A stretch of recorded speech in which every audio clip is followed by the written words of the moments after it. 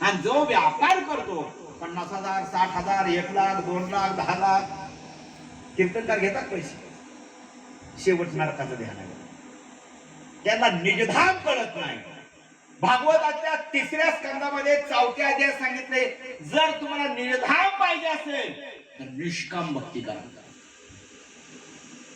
कसली करायची? फळाची अपेक्षा करायची, निष्काम सेवा करा. का तर हा देह कुणी दिलाय? आई बापान दिलाय का? नाही.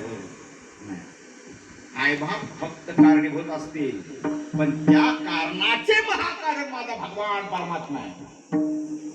नाही तर मग सगळ्यांनाच पोरं झाली असती ना. पण जिथं महाकारण भगवान परमात्मा श्रीकृष्ण, त्याच्या हातात सत्ता आहे आणि त्याची सत्ता मग आपला जन्म होतो.